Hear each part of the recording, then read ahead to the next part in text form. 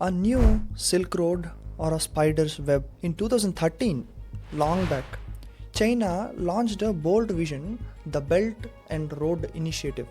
Ports, pipelines, highways, and railroads stretching across continents, presented as prosperity, packaged as connectivity. But for India, it triggered an alarm. Was this a bridge between civilizations or a net of control? Today, in the bigger picture, we decode India's strategic and emotional response to China's $1 trillion gambit. Because this story isn't about roads, it's about rules.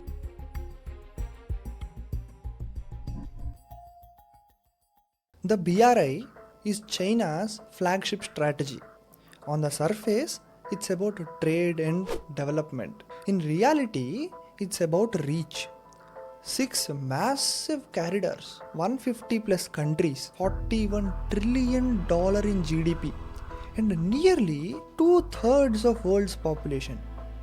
From Southeast Asian railways to African highways and to ports in Indian Ocean. The BRI is China's path to power. The China-Pakistan Economic Corridor cuts through Pakistan-occupied Kashmir. For India, that's a red line. But even beyond that, critics say the BRI isn't mutual. It's strategic. It grants China resource access, influence, and presence, all under the guise of partnership.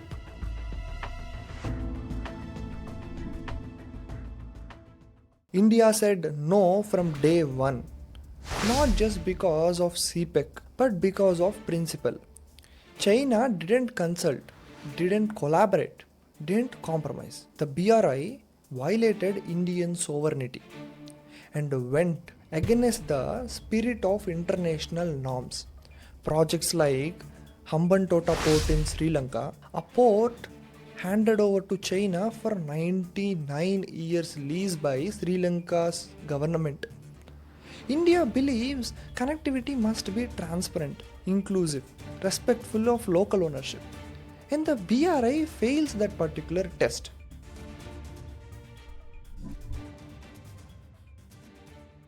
India didn't just say no, it built its own answer. The International North-South Transport Corridor linking India to Europe via Iran and Russia. 7,200 kilometers of trade and trust. Then came IMEC, India Middle East Europe Corridor, unveiled at the G20, a collaboration with US, EU and Gulf powers. A direct challenge to China's West Asian grip closer home. India improved its ties with Nepal, Bhutan, Bangladesh, Sri Lanka, with rail links, pipelines, ferry routes, and inside the nation, projects like Bharatmala, Sagarmala are reshaping logistics from the Himalayas to coast. India is not just rejecting China's map, it's redrawing its own map.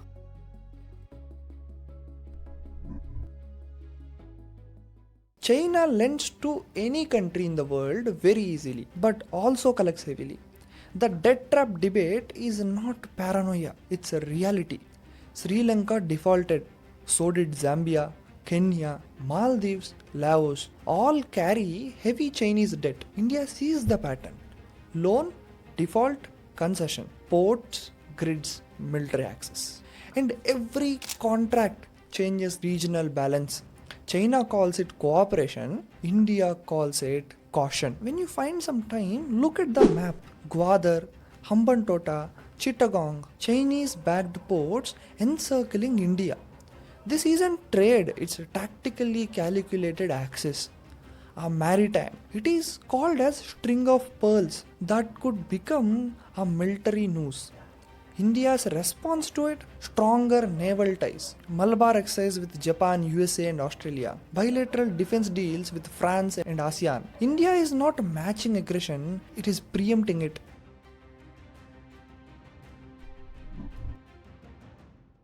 This isn't just a policy, it's personal for India.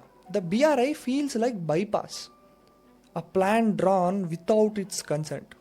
In a region where India has cultural, economic, and historic roots, BRI feels like displacement.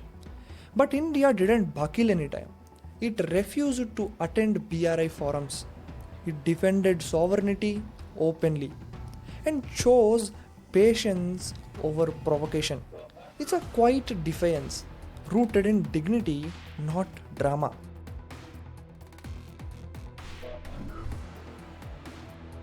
The BRI looks like a giant, but it's not one machine. It's fragmented, messy, adaptable, run by banks, state firms, and provinces. Not all debt traps were engineered, many were invited.